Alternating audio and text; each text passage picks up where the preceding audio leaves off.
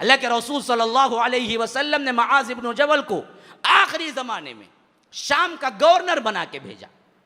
शाम का गवर्नर, आखिरी ज़माना था 9 हिजरी के बाद का।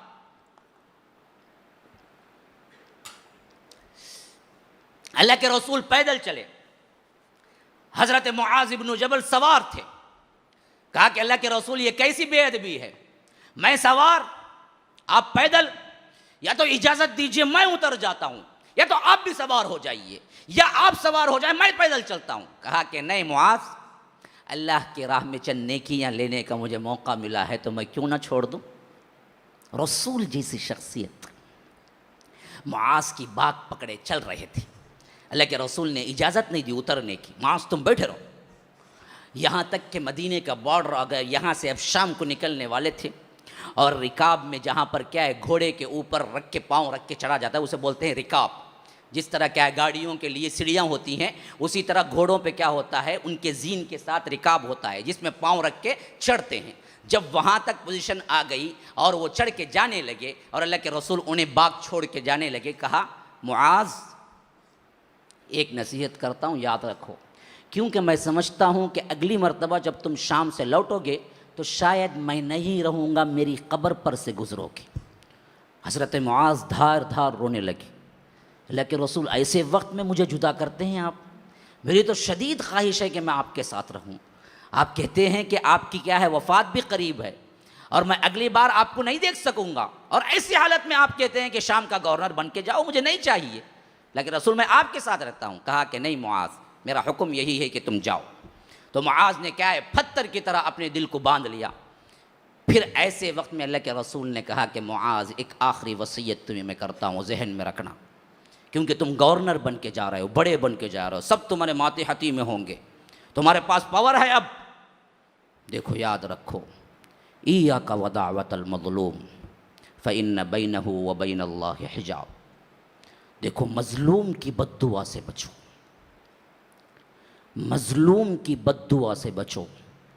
खा काफिर हो, खा मुशरिक हो, खा मुल्हिद हो, खा कोई भी मज़हब का मानने वाला हो, खा मुसलमान हो या नहीं हो, अल्लाह और उसके दुआ के दरमियान कोई हिजाब नहीं होता। अल्लाह फ़ौरन कबूल करता है, अल्लाह फ़ौरन कबूल करता है मज़लूम की बद्दुआ। ये नहीं देखता कि उन्हें काफिर है। जिन बीवियों को पीसते हैं शौहर, जिन ससुराली घरानों के अंदर बहुओं को तजलील किया जाता है, याद रखो वो मजलूम है। अगर उनकी निकली हुई अगर तुम्हें दुनिया में नहीं मिली तो वो आए सब मिलके अजाब की शक्ल में तुम्हें आखिरत में मिलेंगी। अल्लाह के पास देर है, अंधेर नहीं है। देर हो सकता है। जिन जिन घरों में बहुओं को लाकर जेठ और ननन के कपड़े धुलाए जाते हैं, जिन जिन घरों में क्या है काम वाली से बदतर सलूक करके भी क्या है उन्हें खाना तक बराबर नहीं दिया जाता है, जिन जिन घरों के अंदर आपको तमाम काम तकसीम होते हैं सिर्फ बहू के लिए, खुद अपनी बेटी ननन के लिए नहीं होता है, अल्लाह की कसम याद रखो उनके जुबान से नहीं उनके दिल से निकलने वाली आह को भी अल्लाह बगैर किसी रद्दो के कत के कबूल करेगा। और वो आहें या तो तुम्हें दुनिया में बर्बाद करेंगी या आखिरत में। अच्छी तरह याद रख लो, जितने सांसें जालिम है ना वो गुर्दे फेलियर होके मरती है। डायलिसिस खाओ भुगतो, हाँ क्यों नहीं करेगा अल्लाह। बेड में ऐसे पड़ाता है मरते वक्त 3-3 4-4 साल कोमा में पड़ी रहती हैं, हाँ खलासत का भी होश नहीं होता है। ऐसे फिर आता है अल्लाह, फिर उसके बाद बुलाता है। अच्छी मौत नहीं देख सकते सासों की अमूमन जो जालिम है, अच्छी मौत नहीं देख सकते, खातिमा बिल खैर नहीं देख सकते। याद रखो, जाओ अगर नहीं है तो नोट करो अपने अपने खानदानों में। मैं कह रहा हूं अगर सही नहीं है तो फिर पूछो कितनों की हैं जो जालिमाना तौर पर अपनी जिंदगी में जुल्म करते करते उन्होंने क्या है अपनी जिंदगी बिता दी शौहरों की खातिर। आखिरी में वही सास कैंसर, वही सास गुर्दे फेलियर, वही सास बीमारों का मजमुआ, रगड़ रगड़ के मरती है, रगड़ रगड़ के कुत्ते की जो मौत होती है। वैसे अल्लाह यही दिखाता है, जुल्म करते हो ना भुगत के जाओ, यहीं भुगत के जाओ। सिर्फ यहाँ से ख़त्म नहीं, वहाँ भी लूँगा पूरा पूरा बदला फिर बाद में भी। हाँ हमने मामूली समझ रखा है मुआशरे को। अल्लाह देखने वाला नहीं है। अल्लाह तबारक व तआला जुल्म पे कैसे राजी हो सकता है? हमने खानदानों की बागदौड़ ही जुल्म पे रखी हुई है। खुद की बेटी होती उसको एक काम नहीं, घर में नई नवेली दुल्हन आती उसका पूरा किचन संभालना, ये कौन सा इंसाफ है? वो आई बीवी, तुम्हारे बेटे की बीवी बन के आई, तुम्हारे खानदान की नौकरानी बन के आई। किस शरीयत ने उन पर पूरे खानदान की जिम्मेदारी डाली? कौन है? लाओ एक हदीस पेश करो। खानदान की जिम्मेदारी किसने डाली? शौहर की इताअत की जिम्मेदारी डाली। हाँ, अखलाकी तौर पर सास ससुरे का कुछ ख्याल रख लेती है तो अच्छा है, अखलाकी तौर पर वो भी। कानूनी जिम्मेदारी नहीं, कानूनी जिम्मेदारी शौहर की है बस। लेकिन ये बदबख्त, इस पर अंधी पट्टी ऐसी बनती है कि जो माँ बोले करो जी वो, जो तुम्हारी बहन बोले करो जी वो, नहीं तो नाराज हो जाएंगे। तो याद रखो, तुझे माँ के नाराज होने का डर है, अल्लाह के नाराज होने का डर नहीं। अल्लाह तबारक व तआला छोड़ दे, अल्लाह तबारक व तआला इसको माफ कर देगा, अल्लाह तबारक व तआला इस जिंदगी से रफ़ो दरगुजर कर देगा? नहीं, अल्लाह अपने तौर पर कोताही गुनाह होता है तो माफ कर सकता है। तुम्हारा इनफरादी गुनाह था, अल्लाह कहता है कि मैं चाहूं तो माफ कर दूं। लेकिन बंदों का जुल्म था, गुनाह था, बंदे जब तक नहीं माफ करेंगे अल्लाह भी माफ नहीं करता। अल्लाह नहीं माफ करेगा जब तक के बंदे नहीं माफ करते। इसी से हमने देखा है बहुत से मरते वक्त सासों को एहसास होता है तो बहुओं से माफिया मांग के मरती है।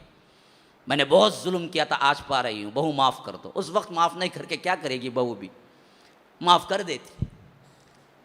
हाँ, हमने बहुत देखा है, पढ़ा है। मैं ये नहीं कहता कि क्या है, सब ऐसे हैं, लेकिन आज का कल्चर ही ऐसा है।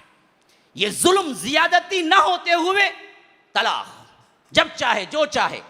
ये बदबख्त है, ये बदनिगाह है, ये रात भर किसी के पीछे फिरता है, ये मासूम सी औरत इसके बच्चों को संभाल के इसके रात के आने तक तकती रहती है, लेकिन बेवकूफ़ आके इस पे चिल्लाता है, इस पे गर्म होता है और नौबत यहाँ तक पहुँचती है कि जाओ तलाक तुम्हें।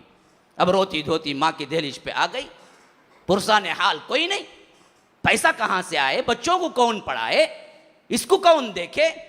फिर मुआशरे में इंतशार, फिर मुआशरे के अंदर बदकारियाँ फूटती हैं। औरत जाए तो कहाँ जाए, मुतल्लका जाए तो कहाँ जाए, कौन पनाह देने के लिए तैयार है? बगैर अपनी लज्जत के एक पैसा खर्चा करने के लिए तैयार नहीं है मर्द। आज का इतना गिरा हुआ मर्द है, वो क्यों इसको पैसा देगा रहम करम पे? नहीं, तो अपनी इस्मतें लूटती हैं, अपनी इस्मतें लूटती हैं, अपनी इज्जतें खोती हैं, मुआशरे में अनारकली पहलती है, मुआशरे के अंदर बेहयाई फैलती है, मुआशरे के अंदर क्या जिना फैलता है, फिर इनकी भी अपनी कुछ बनती है। तब तक के दिल सियाह हो चुका होता है दोनों का। लेकिन वजह कौन बना? मर्द।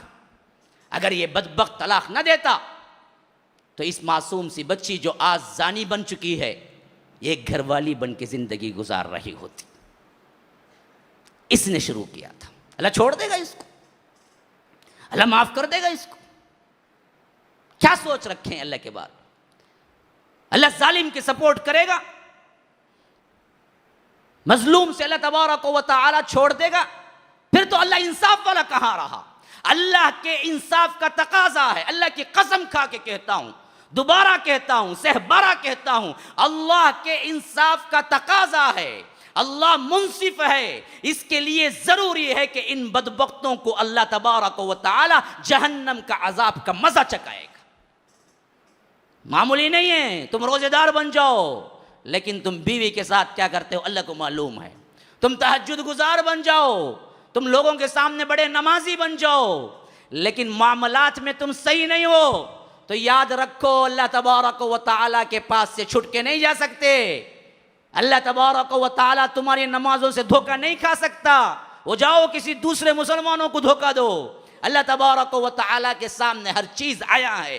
रात के पर्दे में तुम क्या करते हो, दिन के उजाले में तुम क्या करते हो, वो सब कुछ मालूम है। ये जुल्म की इंतहाएं हैं मुसलमानों, जो हमारे रिवाज में, हमारे इसके अंदर खानदानों में बरसा बरस से चले आ रहे हैं, कोई पूछने वाला नहीं। शादियां होती हैं, टूटती हैं, बस एक गया गुजरा वाकया बन गया। सुनते हैं अच्छा वैसा होगा कि तलाक दे रहा कि उन्हें वैसा जीव नहीं, कितने की शादी कर दे रहा तलाक, पकड़ो उसको, मारो उसको। हमारे खानदान की बहू बेटियों के साथ खेलता है, कोई उसको पूछने वाला नहीं। ये असल में हमारी मुर्दा होने की अलामत है। हमारे बेटियों पे जुल्म हो, हमारे बहुओं पे जुल्म हो, हमारे खानदान मुंतशिर हो, हमारे बेटियां इस्मत दरी और इस्मत को बेच रही हों, हमारी बेटियां जानिया बन रही हों, और उम्मत के नौजवानों को ख्याल तक न गुजरे कि उम्मत की बेटियां कहाँ जा रही हैं, फिर तो उम्मत कहलाने के काबिल नहीं, इंसान भी कहलाने के काबिल नहीं, जानवरों से बदतर कहला। उलाइका कल अनआम बल हुम अदल, जानवरों से भी बदतर जिंदगी गुजार रहे हैं। ये कैसी जिंदगी है